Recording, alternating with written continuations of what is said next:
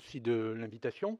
Donc effectivement, je vais vous présenter les résultats du rapport annuel que produit le Conseil d'orientation des retraites pour faire un diagnostic et projeter notre système de retraite dans l'avenir. On a des hypothèses. Les premières hypothèses, ce sont des hypothèses démographiques. Ce n'est pas nous qui les fixons, c'est les hypothèses de référence de l'INSEE. Et elles aboutissent à un constat que vous connaissez et que tout le monde connaît, c'est que la France vieillit.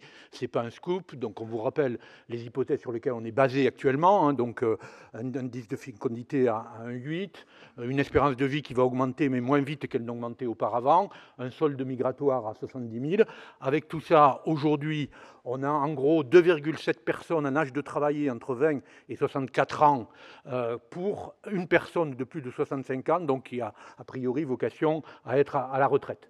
Et ce 2,7, il va devenir progressivement, là la projection va jusqu'en 2070, va devenir 1,8, c'est-à-dire qu'il y aura beaucoup moins de personnes en âge de travailler par rapport aux personnes qui ont vocation à être à la retraite. Le nombre de cotisants par retraité va diminuer du fait des évolutions démographiques et malgré un recul de l'âge de la retraite, et cela sans même qu'il y ait de nouvelles réformes. Pourquoi ? Parce que la réforme dite Touraine, qui augmente la durée d'assurance, n'est pas complètement rentrée en vigueur aujourd'hui. Elle va se poursuivre jusqu'à la génération 1973, c'est-à-dire jusqu'aux années 2035, et donc elle va progressivement tirer vers le haut l'âge de la retraite. Et donc là, vous avez un slide qui vous montre sur 100 ans, de 1970 à 2070, comment se situe le niveau de vie des retraités par rapport à l'ensemble de la population. Donc 100%, c'est l'ensemble de la population. Et vous voyez que dans les années 70, les retraités étaient bien plus pauvres que l'ensemble de la population, qu'ils ont rattrapé l'ensemble de la population à la fin des années 90, début des années 2000, et que depuis cette date-là, ils ont un niveau de vie un peu plus élevé que l'ensemble de la population, et que la dernière donnée dont on dispose, 2019, c'est qu'ils sont à 101%. Et puis, vous voyez que ça va baisser. Ça va baisser parce que, quand même, le fait que la pension relativement aux revenus d'activité va baisser, va entraîner aussi une baisse du niveau de vie. D'accord ?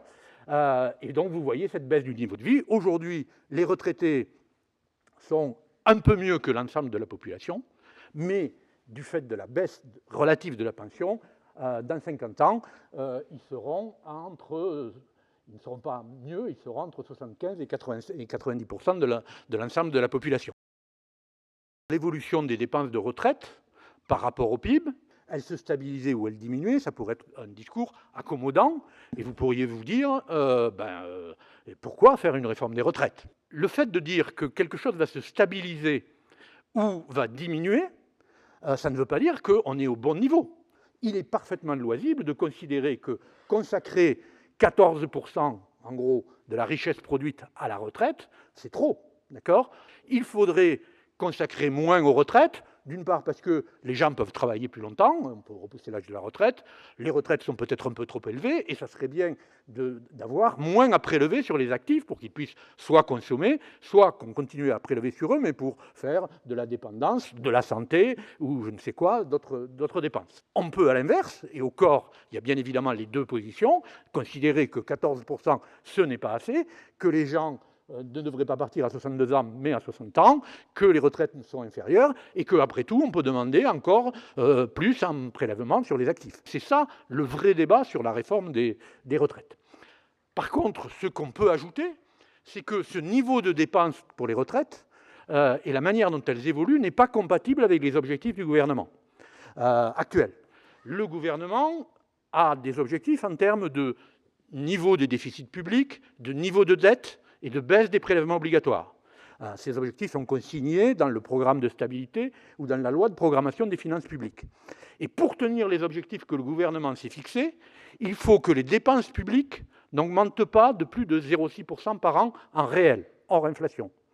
Or, les dépenses de retraite, hors les périodes Covid, c'est en gros 25% des dépenses publiques. Et ces dépenses de retraite, elle n'augmente pas de 0,6, elle augmente de 1,8. L'évolution des dépenses de retraite en réel n'est pas compatible avec les objectifs du gouvernement, ou alors exigerait que sur les autres dépenses publiques, dont la santé, dont la défense, dont la sécurité, on soit extrêmement rigoureux.